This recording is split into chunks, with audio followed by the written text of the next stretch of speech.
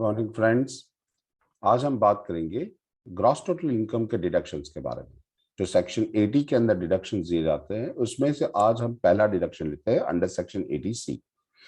So section 80C के अंदर कौन सा डिडक्शन लिया जाता है? In the respect of life insurance premium, अगर आपने कोई LIP लिया हुआ है, लाइफ इंश्योरेंस लिया हुआ है, तो उसका जो प्रीमियम पे कर रहे हो, deferred annuity, contribution to the provident fund and the subscription to the containing the equity share or debenture। तो फीचर्स क्या होते हैं अंडर सेक्शन 80C के? तो who can claim the deduction under section 80C? So deduction under section 80C is available only to the individual and HUF होगा या फिर individual होगा, वो क्लेम कर सकता है। What is the qualifiable investments to avail deduction?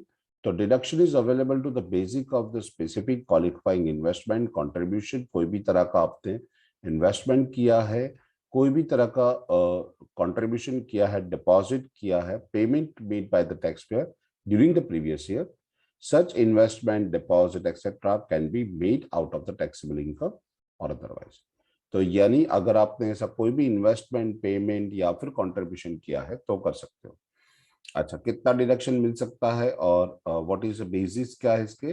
So deduction is availed on the actual payment basis, यानी due नहीं होगा, आपका पेमेंट किया है तो आपको डिडक्शन माइनस मिल जाएगा। For example, if the insurance premium become the due on 24th March and actually paid on 1st April, so premium is qualifiable for the deduction under section 80C for the previous year 2021 and not in the previous year 1920। भले ही वो आपका जो deduction है, यानी आपका जो life insurance premium है वो 24th March 2020 को हुआ है, यानी आपका प्रीवियस ईयर होता है 1920, लेकिन आपने उसका पेमेंट 2021 में किया हुआ है तो वो आपको 2021 में डिडक्शन मिलेगा, नहीं कि 1920 में। हाउ मच डिडक्शन, कितना मिल सकता है? So as per under section 80C आपको 1.5 लाख रुपए तक का डिडक्शन मिल सकता है। अच्छा, कैसे कैलकुलेशन करेंगे उसका?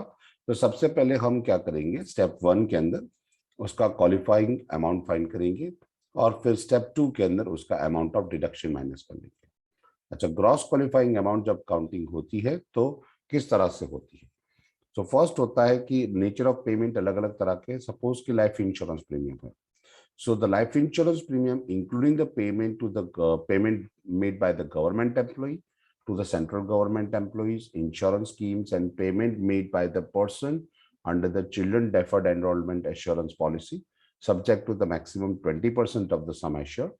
इसका मतलब होता है sum assured does not include any premium agreed to be return or benefit by the way of bonus, यानी प्रीमियम के अंदर कोई बोनस या कोई एडजस्टमेंट नहीं होना चाहिए। सो अगर आपने पॉलिसी ले रखा है, if the policy is issued April 1st और इफ द यानी आप द पॉलिसी इश्यूड है बिफोर 1st April, तो आपको क्या करेंगे, आप 20% ऑफ द सम एश्योर्ड जो है उसके तहत आपको मिलेगा। और लिखा हुआ है कि life insurance for the disability of the life insurance person of suffering from disease, तो DDB में जाता है वो, लेकिन यहाँ पे मेंशन किया कि 20% ऑफ द सम एश्योर्ड आपका होना चाहिए, लाइफ इंश्योरेंस हो या फिर life insurance policy normal person के लिए हो या फिर डिसेबल पर्सन के लिए, तो 20% ऑफ द सम एश्योर्ड हो सकता है, उतना तो चाहिए आपका premium. If the policy issued during 2012-13, तो आपको सिर्फ 10% मिलेगा, और अगर आपका पॉलिसी आफ्टर 1st April 2013 है तो आपको डिसेबल पर्सन के लिए 15% मिलेगा, और यानी limit maximum 15% of sum assured, और अगर आपका जो बता रखा है नॉर्मल पर्सन तो 10% ऑफ द सम एश्योर्ड, उतना ही आपको पेमेंट ऑफ प्रीमियम आपको माइनस मिल सकता है, अदरवाइज बाकी का आपका टैक्सेबल है। So sum assured does not include any premium agreed to be returned or the benefit or by the way of bonus। अच्छा, दूसरी नोट में लिखा हुआ है कि sum assured means a minimum amount assured under the policy without including the premium agreed to be returned and any benefit by the way of bonus। Payment in respect of non-cumulative or deferred annuity होना चाहिए। Any sum deducted from the salary payable to the government employee for the purpose of securing a deferred annuity, अगर कोई deferred annuity के तहत आपको अगर कोई payment मिल रहा है सब्जेक्ट टू मैक्सिमम 20%, तो आप एन्युटी बेस पे अगर आप पैसा लेना चाहते हो कंपनी से, डेफर्ड एन्युटी का मतलब होता है कि बहुत सारे लोग क्या करते हैं कि अपनी सैलरी में से अमाउंट क्यूमुलेट करवाते हैं, कटवाते हैं, और फिर एन्युटी बेस पे वो अमाउंट आपको वापस मिलती है। Contribution towards a statutory provident fund और रिकॉग्नाइज्ड प्रोविडेंट फंड में है not being the repayment of loan, loan repayment नहीं होना चाहिए। अगर आप पीएफ में कटवाते हो तो भी चल जाएगा, आपका अंडर सेक्शन 80C में डिडक्शन मिल जाएगा। Contribution to repayment of loan not being the repayment of 15 years PPF, अगर आप पीपीएफ में 15 साल के पीपीएफ में इन्वेस्ट कर रहे हो तो भी आपको ये सेक्शन 80C में आपको रिडक्शन मिल जाएगा। Contribution toward the approved super mutual funds, अगर सुपर म्यूचुअल फंड्स गवर्नमेंट ने जो लॉन्च कर हर साल या अल्टरनेटिवली जब लॉन्च किया जाता है तब उसने आपने वहां पे इन्वेस्ट किया है तो भी आपको मिल जाएगा। And subscriptions toward the national saving scheme, that is NSC certificate आपने 8 ले रखे हैं तो आपको मिल जाएगा। So contribution of the partnering that unit link insurance policy, अगर आपने यूनिट लिंक इंश्योरेंस पॉलिसी जैसे हम यूलिप कहते हैं और यूनिट ट्रस्ट ऑफ इंडिया से आपने यूनिट ले रखा है तो भी एक सेक्शन 80C में आपको वो माइनस मिल जाएंगे। और ऐसे ही यूनिट लिंक इंश्योरेंस प्लान यूडीप के तहत एलआईसी का है, म्यूचुअल फंड में के अंदर आप लिखा हुआ है, that is Dhan Raksha LIC plan of the sorry LIC mutual fund, तो वहां पे भी आपको सेक्शन 80C में आपका वन टाइप ऑफ सेविंग है तो मिल जाएगा। नेक्स्ट जो लिखा हुआ है कि payment of the notified annuity plan of LIC, LIC का अगर आपने एन्युटी प्लान भी दे रखा है जैसे कि जीवन धारा है, न्यू जीवन अक्षय है, न्यू जीवन धारा है, ओके, जीवन अक्षय 2 है, और एनी अदर इंश्योरेंस जो कि आपका एन्युटी प्लान है एलआईसी का, तो भी आपको यहाँ पे मिल जाएगा। आपको 80C के अंदर आप उसका बेनिफिट्स ले सकते हो। यहाँ पे लिखा है subscriptions towards notified units of the mutual funds और यूटीआई, यूटीआई के नोटिफाइड फंड्स आपके पास है म्यूचुअल फंड से तो भी आपको यहाँ पे सेक्शन मिल जाएंगे। अगर आपने नोटिफाइड पेंशन फंड के अंदर इन्वेस्ट किया रखा है and found the setup by mutual fund और यूटीआई, ऐसे कोई नोटिफाइड पेंशन फंड में भी आप यूज कर रहे हो तो भी आपका पैसा यहाँ पे एक्यूमुलेटेड जो मिलेगा 80C में, आपने जितना भी कंट्रीब्यूशन किया है वो माइनस मिल जाएगा। Any sum paid that is including the interest or the subscriptions of the home loan, अगर आपने कोई होम लोन ले रखा है on account of scheme of National Housing Bank or contribution of any notified pension fund, तो भी आपको with included interest आपका वो पैसा क्या हो जाएगा 80C में डिडक्शन हो जाएगा अप टू 1,50,000। अगर आपने कोई सब्सक्रिप्शन पे रखा है, any sum paid for the subscription any of the scheme, जैसे कि public sector company engage in providing the long term finance, long term finance के अंदर जो भी कोई कंपनीज है जो रेसिडेंशियल हाउस के लिए लोन देती है, वहां पे कोई सब्सक्रिप्शन स्कीम में आप पैसा भर रहे हो तो भी आपको पैसा मिल जाएगा।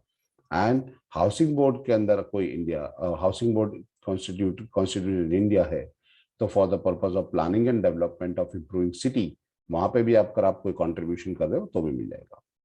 अगर बच्चों की ट्यूशन फीस आप भर रहे हो यानी कॉलेज की फीस या स्कूल्स की फीस पे कर रहे हो तो आपको मिल जाएगा अप टू 2 चिल्ड्रन।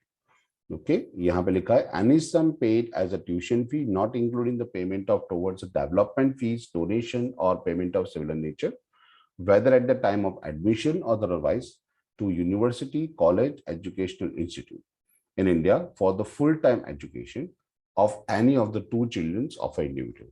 यानी बच्चों की पढ़ाई के लिए मैक्सिमम 2 बच्चों की पढ़ाई के लिए अगर आपने कोई कॉलेज फीस पे कर रखी है, कोई एजुकेशन इंस्टीट्यूट की फी पे कर रहे हो या यूनिवर्सिटीज में फीस पे कर रहे हो तो आपको मिल जाएगा, लेकिन वो ट्यूशन फी मिलेगा। अगर डेवलपमेंट फीस या डोनेशन फीस है तो आपको नहीं मिलेगा। Any payment towards the cost of purchase and the construction of house property, अगर आप घर खरीदने के लिए या फिर आपने घर बनाने के लिए कोई लोन ले रखा है, सो including the repayment of loan from the government में, गवर्नमेंट से ले रखा है, बैंक से ले रखा है, कोऑपरेटिव बैंक से है, एलआईसी से, कहीं से भी आपने ले रखा है तो आपको वो जितना भी पेमेंट हुआ है अप टू 1,50,000 की लिमिट में रह के आपको 80C में डिडक्शन मिल जाएगा। नेक्स्ट जो है कि amount invested in approved debentures and equity shares in public company, public company के अगर आपने शेयर्स ले रखे हैं या फिर डिबेंचर ले रखे हैं, लेकिन कंडीशन है कि वो इंफ्रास्ट्रक्चर या पावर सेक्टर में होनी चाहिए। ओके, ऐसी कोई इंफ्रास्ट्रक्चर या पावर सेक्टर कंपनी के अंदर आप कंपनी जो काम करिए उसके आपने शेयर्स और डिबेंचर्स ले रखे तो वो इन्वेस्टमेंट आपको यहाँ पे माइनस मिल जाएगा for utilisation for the developing and maintaining and the new infrastructure facility. Number 18 में लिखा है कि अगर आपने 5 इयर्स और 5 साल से ज्यादा की टाइम के लिए अगर आपने कोई फिक्स डिपॉजिट कर रखा है तो भी आपको यहाँ पे मिल जाएगा। Subscription to the NABARD, that is National Bank for Agriculture and Rural Development, वहां पे आपने कोई सब्सक्रिप्शन पे कर रखा है तो भी आपको एटीसी में डिडक्शन मिलेगा। और amount deposit under the senior citizen saving scheme या फिर 5 years time deposit scheme in the post office, यानी पोस्ट ऑफिस में 5 साल के लिए पैसा बचत कर रहे हो, या फिर सुपर सीनियर सिटीजन यानी सीनियर सिटीजन स्कीम के अंदर आप पैसा बचा रहे हो, तो भी आपको एटीसी के तहत आपको ये अमाउंट मिल जाएगी। लेकिन थोड़ी बहुत इंफॉर्मेशन नोट्स बता रखी है यहाँ पे कि इंडिविजुअल पॉलिसी है that should be taken on the, individual policy किसकी होनी चाहिए, आप खुद की ले सकते हो, अपनी वाइफ की पॉलिसी ले सकते हो, अपने बच्चों की लिख सकते हो। बच्चे कोई कैसे भी है, यदि डिपेंडेंट है, इंडिपेंडेंट है, मेल है, फीमेल है, माइनर है, मेजर है, या मैरिड है, अनमैरिड है, वो उससे कोई फर्क नहीं पड़ता। आप अपनी वाइफ के या अपने हस्बैंड के या फिर आपको बच्चों की अगर पॉलिसी ले रखी है तो यहाँ पे एलिजिबल होगा, आप दे सकते हो। एन्युटी प्लान के बारे में जो मेंशन किया हुआ है कि annuity plan should be taken in the name of individual और हज वाइफ और हस्बैंड और एनी चाइल्ड। अगर आपको एन्युटी प्लान है तो अगर आप डिडक्शन लेना चाहते हो तो आपके नाम पे है, आपकी वाइफ के नाम पे या आपके बच्चों के नाम पे है वो एन्युटी प्लान, तो भी कोई फर्क नहीं पड़ता, आपको डिडक्शन मिल जाएगा। It should be for the benefit of the individual, his wife और चिल्ड्रन। अपने फैमिली के लिए, बेनिफिट के लिए अगर आपने ऐसा कुछ भी किया है तो आपको डिडक्शन मिलने वाला है, अदरवाइज नहीं मिलेगा। In the case of individual, the provident fund account, which is open with the own name or in the name of the minor to whom is an guardian, अगर कोई गार्डियन के तहत आपने कोई बच्चे के नाम पे प्रोविडेंट फंड अकाउंट बनाया है या फिर आप खुद के नाम पे अकाउंट बनाया हुआ है, तो मैक्सिमम कंट्रीब्यूशन अप टू 1,50,000 आपको डिडक्शन मिल जाएगा। Okay, so however, according to the Income Tax Act, he get the benefit of the deduction under Section 80C. Amount of deposit by the individual in his own account, in the account of his or her spouse, or account of any child. Okay, in case of HGF, any member of the family is eligible for the deduction. Number 5 में mention लिखा है कि अगर full time education any educational courses offered by the university, college, school and other institutional for the student who is enrolled the full time state courses, अगर full time course कर रहे हो और उसकी ट्यूशन फी पे कर रहे हो आप, तो आपको मिल जाएगा। The full time education includes में प्ले स्कूल होगा, प्री नर्सरी होगा, नर्सरी क्लासेस भी चलेगा।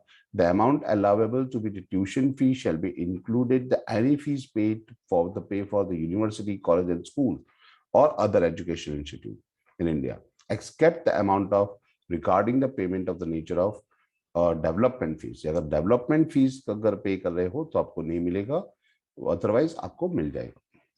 नंबर 6 में मेंशन किया है कि date of encashment of the cheque or draft taken by the date of deposit in case of public provident fund and super senior citizen saving scheme, उसमें जिस दिन आप चेक एनरोल कर रहे हो वही डेट से आपको कंसिडर कर दिया जाएगा।